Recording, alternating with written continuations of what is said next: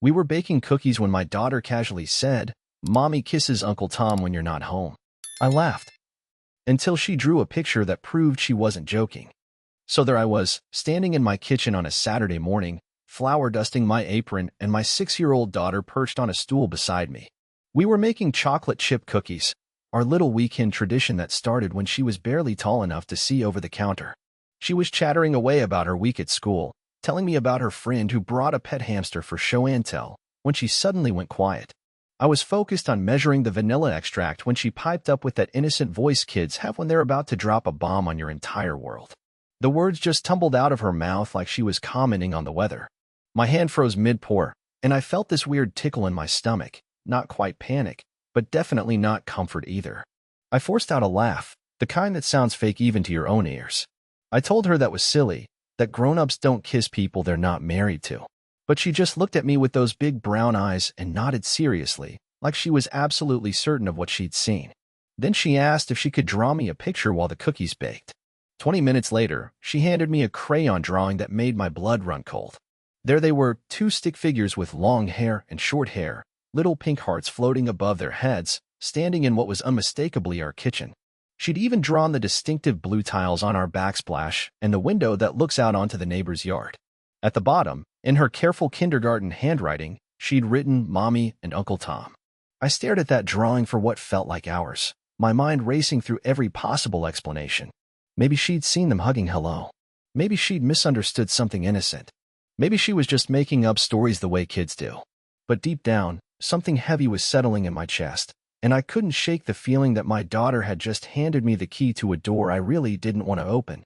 That night, after she was asleep, I sat on the edge of our bed watching my wife brush her hair in the mirror. She looked so normal, so familiar, humming softly to herself like she did every night. I wanted to ask her about it, to just come out with it and clear the air. But every time I opened my mouth, the words got stuck somewhere between my throat and my brain. Instead, I found myself studying her face for signs of guilt, searching for tells I'd never noticed before. Did she always take that long to answer when I asked about her day? Had she always been so careful about keeping her phone face down on the nightstand? I was driving myself crazy with questions that probably had perfectly innocent answers. The next morning, I made a decision that felt both completely reasonable and utterly insane. I ordered a small camera online, one of those tiny things that looks like a phone charger.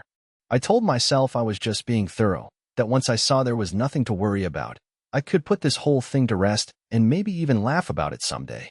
When the package arrived 2 days later, I waited until everyone was out of the house to set it up. My hands were shaking as I positioned it on the kitchen counter, angled so it could capture the area where my daughter had drawn her picture. I felt like I was crossing some invisible line, violating trust in a way that would be hard to come back from. But I also felt like I was protecting something, my family, my sanity, maybe just my need to know the truth. For 3 days, I went about my normal routine while this little device sat in my kitchen, silently recording everything. I'd catch myself glancing at it during breakfast, wondering what it had seen while I was at work. My wife seemed completely normal, making coffee in the morning, chatting about her day, asking about mine. If she was hiding something, she was doing a remarkable job of it. On Thursday evening, I finally worked up the courage to check the footage.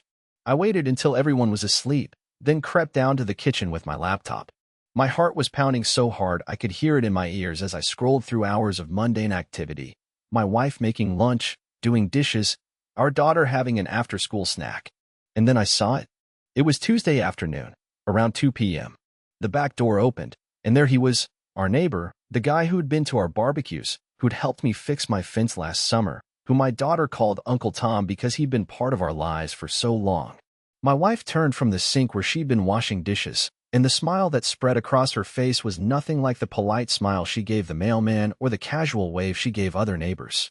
They stood there for a moment, just looking at each other, and I could see something pass between them that made my stomach drop.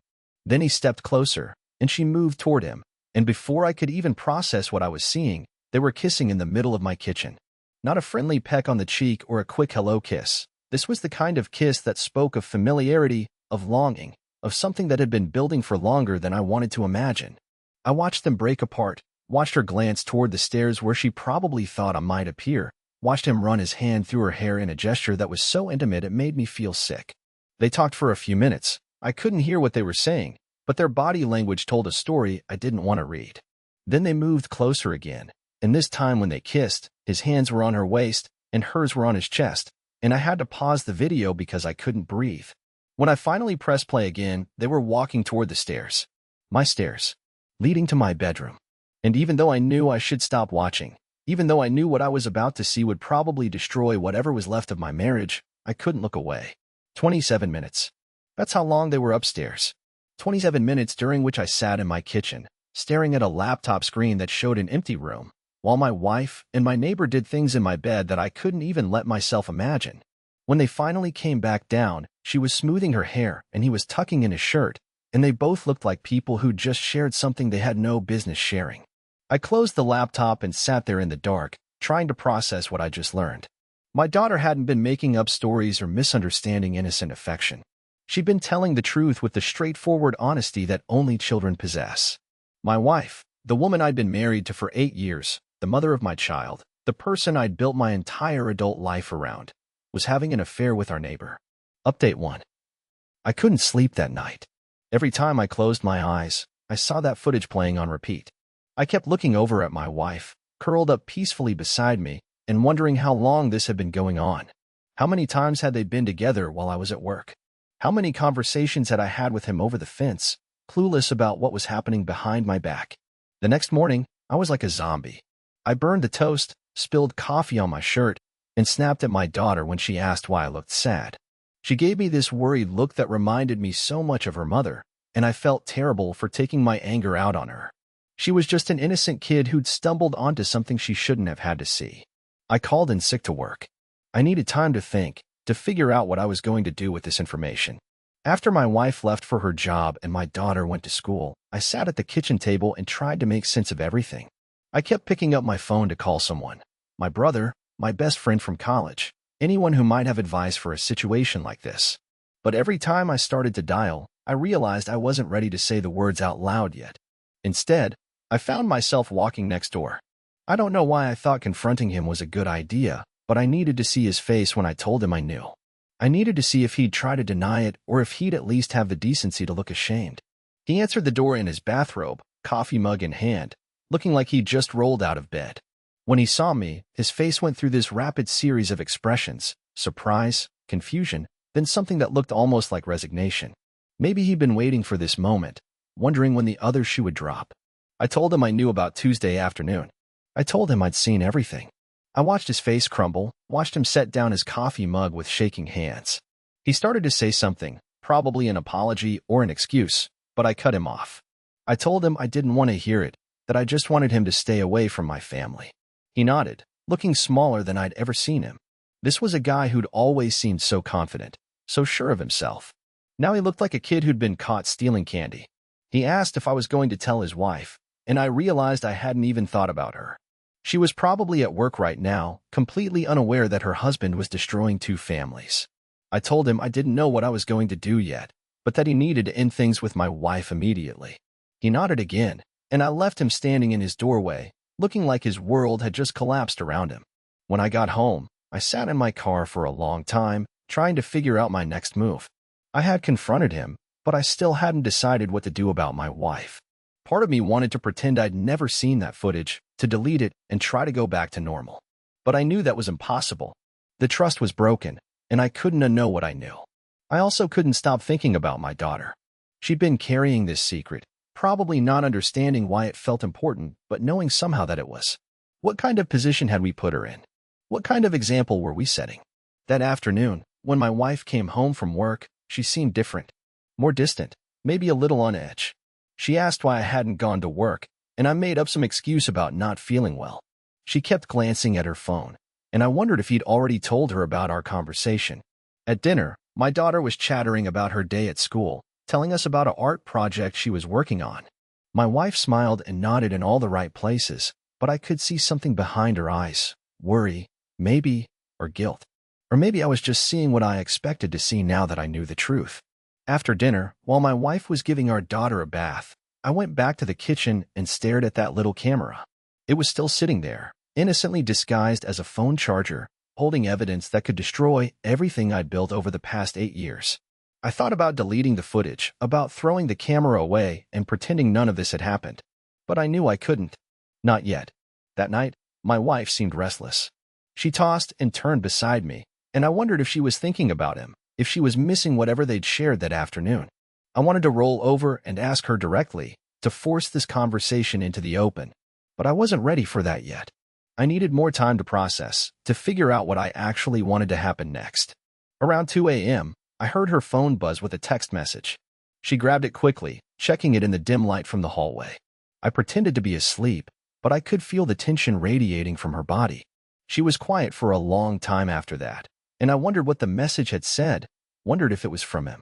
The next morning, she was up early, rushing around the house like she was late for something. She barely touched her coffee and gave me a distracted kiss goodbye. I watched her from the window as she walked to her car, and I noticed she glanced toward his house before getting in. That small gesture told me everything I needed to know about where her head was. After she left, I sat down with my daughter for breakfast. She was working on a new drawing while she ate her cereal, and I found myself watching her carefully, looking for signs that she understood the gravity of what she'd witnessed. But she just seemed like a normal 6-year-old, focused on her art and excited about show and tell that day. I realized then that I needed to make a decision soon. This limbo state wasn't fair to anyone, especially not to her. She deserved to know that her parents were going to figure this out, one way or another. She deserved stability and honesty, even if the truth was complicated. Update 2. 3 days after confronting him, I noticed his car wasn't in the driveway. When I asked my daughter if she'd seen Uncle Tom lately, she said his wife had told her they were going to visit family for a while. I felt a mix of relief and frustration. Relief that I wouldn't have to see his face every day, but frustration that he'd essentially run away from the situation instead of helping to clean up the mess he'd made. My wife was acting strange all week.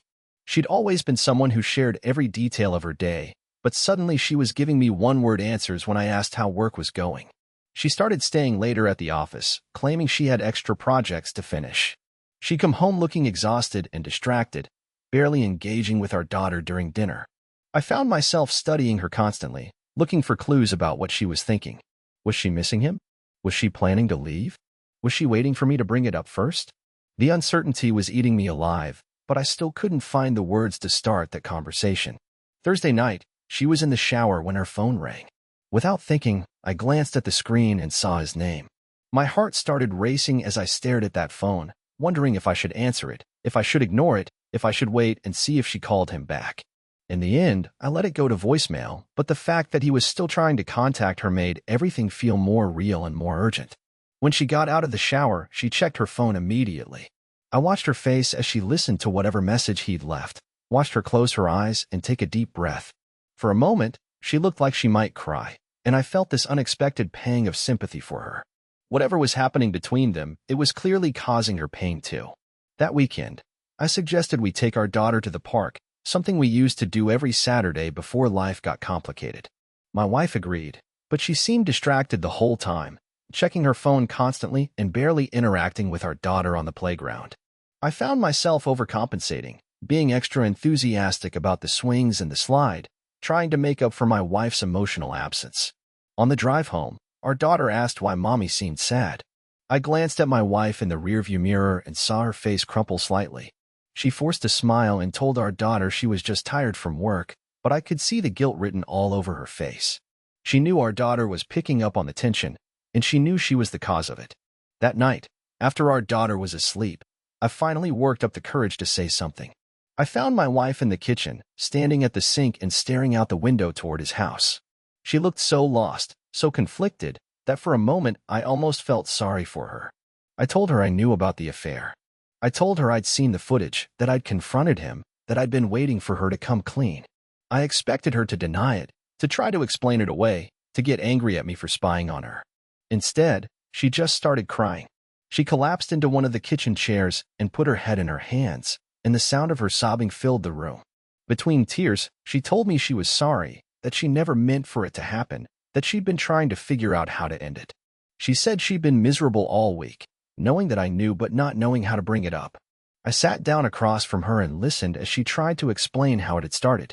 She said they'd been talking over the fence one day while I was at work, and he'd mentioned that his wife was traveling for business more often. She'd been feeling lonely too, she said, with my long hours and our daughter's busy schedule. One conversation led to another, and before she knew it, she was looking forward to their talks more than she should have been. The first time he kissed her, she said, was 3 months ago. She'd been having a bad day, and he'd come over to borrow something from the garage.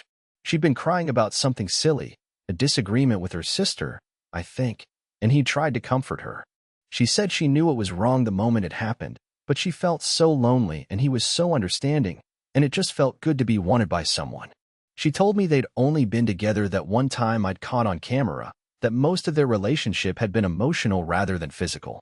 She said she'd been planning to end it even before I confronted him, that she'd realized she was risking everything for something that couldn't possibly last. I listened to all of this, and I felt angry and sad and confused all at once. Part of me wanted to forgive her, to chalk it up to a mistake, and try to move forward. But another part of me was furious that she'd risked our family for someone who'd run away the moment things got complicated. And underneath all of that, I was heartbroken that she'd felt so lonely in our marriage that she'd turned to someone else for comfort. We talked until almost 3 a.m. that night. She answered every question I had, even the ones that hurt to ask and probably hurt more to answer. She told me she loved me, that she'd never stopped loving me, but that somewhere along the way we'd stopped connecting the way we used to. She said she'd felt invisible in our marriage, like I was more focused on work and providing for our family than on actually being present with her. Some of what she said was hard to hear, but I knew there was truth in it. I had been working longer hours lately, and I had been letting the day-to-day responsibilities of being a husband and father consume all my energy.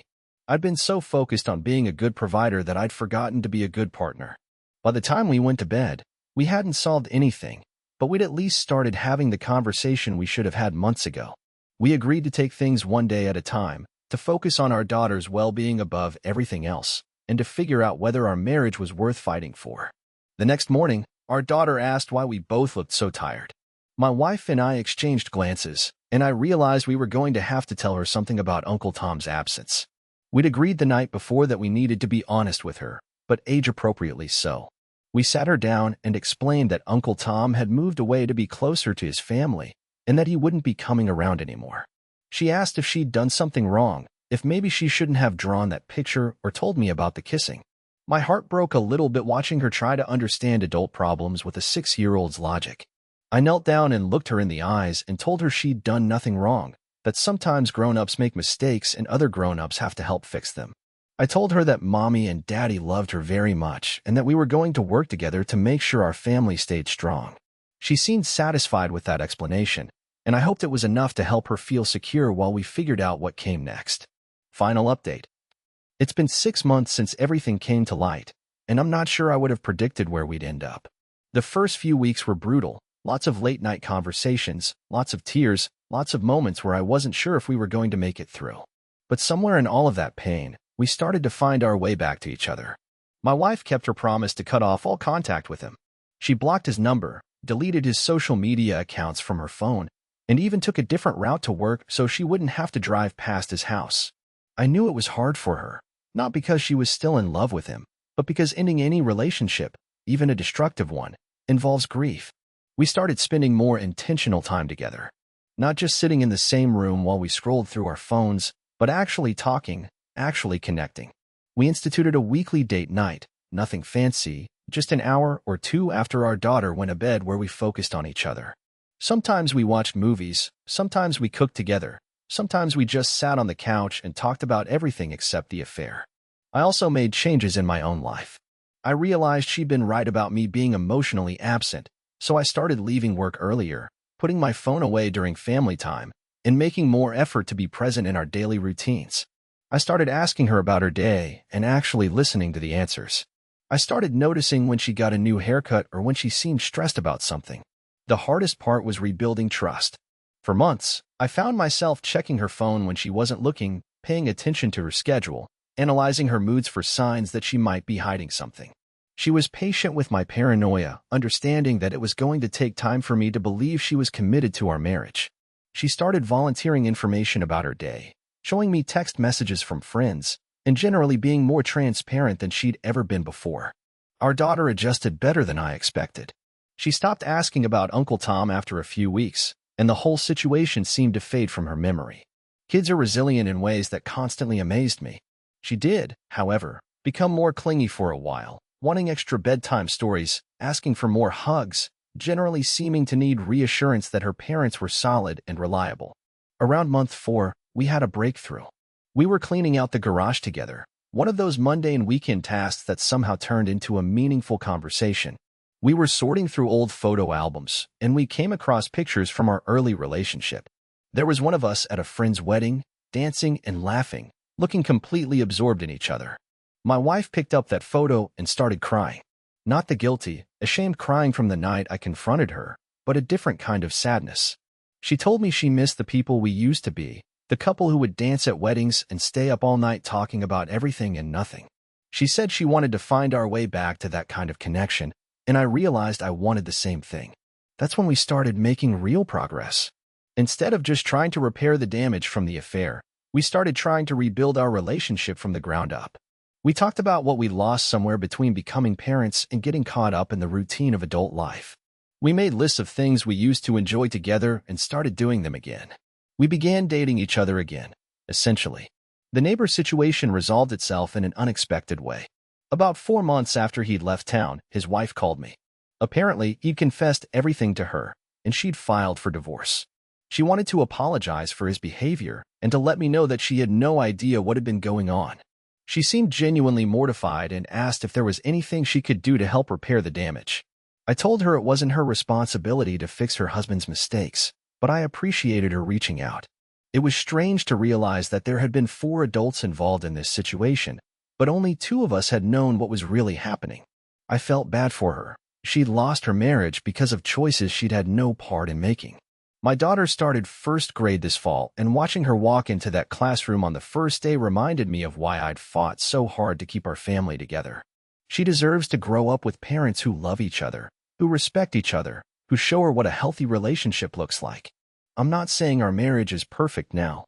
We still have work to do.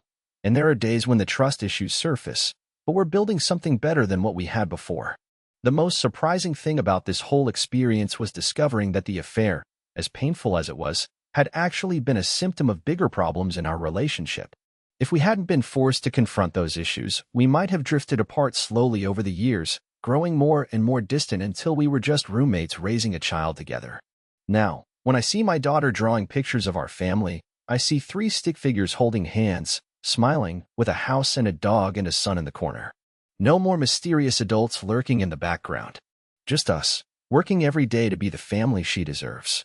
I still think about that first drawing sometimes, the one that started this whole mess. It's tucked away in a drawer somewhere, a reminder of how close we came to losing everything. But I also think about the new drawings she makes now, the ones that show a family that's learning to be present with each other, to prioritize connection over convenience, to choose love even when it's hard work. Last week, she asked if we could bake cookies together, just like we used to. As we stood in the kitchen measuring flour and chocolate chips, I realized we'd come full circle. But this time, when she chattered about her day, I was really listening. And when she asked random questions about grown-up stuff, I answered as honestly as I could. And when she told me she loved me, I knew she was looking at a father who was finally learning how to be present for the people who matter most. The kitchen looks exactly the same as it did 6 months ago. Same blue tiles, same window looking out onto the neighbor's yard. But everything else has changed. My wife hums while she cooks now, and I notice. Our daughter tells us about her day, and we both listen. We're not perfect, and we probably never will be, but we're real with each other in a way we haven't been in years. Sometimes the hardest thing about being an adult is learning that love isn't just a feeling. It's a choice you make every single day. My wife chose to betray that love for a while, and I had to choose whether to fight for it or walk away. In the end, we both chose to do the hard work of rebuilding something better than what we'd lost. And our daughter gets to grow up in a home where love is both felt and chosen every single day.